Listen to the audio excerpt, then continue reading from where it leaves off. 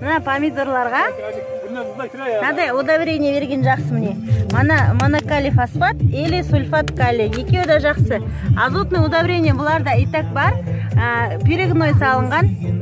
Соған плюс қызым екеуміз берейін деп жатық қазір.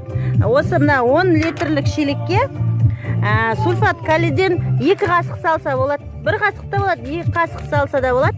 12 литрлік шелек.